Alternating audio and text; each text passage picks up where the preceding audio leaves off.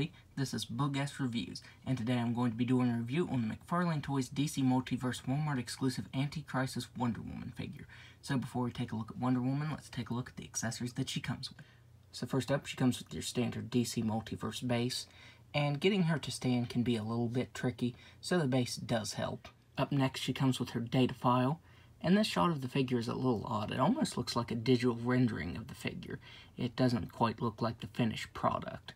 So that's kind of odd. If you want to read that, go ahead and pause that now. And finally, she comes with her chainsaw. And this is sculpted really, really nicely. It has a bunch of really nice sculpt detail to it. My only complaint is that the blades, it would have been nice if they would have had some touches of blue painted over top of them. But still, this is sculpted really nicely. So now let's go ahead and take a look at the head sculpt. This head sculpt is different than the regular death metal Wonder Woman figure, but it looks really nice. The hair is sculpted so nicely. It looks really good. I like how it kind of looks windswept. I just really like how this face looks. I feel like Todd can definitely reuse this head sculpt for a future Wonder Woman figure. But yeah, this looks really nice. It is a little bit inaccurate though. The top of her head should be black and fade into the gold, because when Wonder Woman becomes this in death metal, the top of her hair is black and then it fades into the gold. But I'll probably just paint that on myself. That's a pretty simple fix. But taking a look at the rest of the figure, it is sculpted so nicely. Her skin has some texturing to it. The figure is cast in this really, really nice gold collar. It looks great. I feel like Todd McFarlane kind of missed the opportunity to make this a gold label figure since she is all gold. Skulls on her shoulders look really nice. They look really awesome. And the cape. This cape is sculpted so well. The texturing on this thing is insane. This cape is just sculpted insanely well. And it's really soft and pliable, so it doesn't hinder the articulation or anything. She has some really nice sculpt detail to her armor. The rivets and everything are sculpted really nicely. Like I said, this whole figure is just sculpted really nicely. And the gold collar that McFarlane used really pops. Like, it is very, very shiny, especially when you have lights on it like I have on my review station. So now let's go ahead and go over her articulation.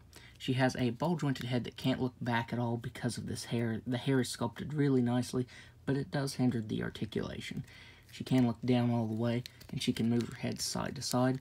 She has ball-jointed shoulders that can only move out that far. They will hit because of the shoulder pads right there. She has butterfly joints that can spin around very nicely. She has swiveled bicep, double-jointed elbows that can bend in all the way, even with the armor there. She has ball-jointed wrists that can move up and down and spin all the way around. She does have articulation up in here.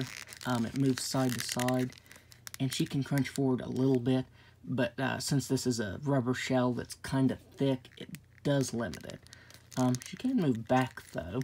She has hips that can do a complete split. She can kick forward that far. She can kick back that far. She has a really nice thigh swivel, double-jointed knees that can only bend back that far, ball-jointed ankles that can move down all the way, up just a little bit, spin all the way around, and toe articulation that can move up all the way. So now, let's do some size comparisons. So first up, here she is next to the regular death metal version of herself. Here she is next to death metal Superman. Here she is next to death metal Batman. And finally, here she is next to the Batman Who Laughs. And now that we have Anti-Crisis Wonder Woman, we really, really need the Darkest Night. So hopefully Todd gives that to us sometime soon. He does love to give us death metal figures, which I also love, so I feel like there's a good chance we will get that version of the Batman Who Laughs soon. So overall, I would highly, highly recommend picking this up, because as I said, I'm a huge fan of the death metal storyline, and I love this design for Wonder Woman. Plus, you know, it was a really easy reuse for Todd, and we got this really nice new head sculpt for Wonder Woman. The only downside is she doesn't have the black painted on top of her hair, but that's really a minor complaint because I love everything else about this figure. So that's my review. If you like this review, be sure to hit the like button and subscribe to my channel. Thanks for watching.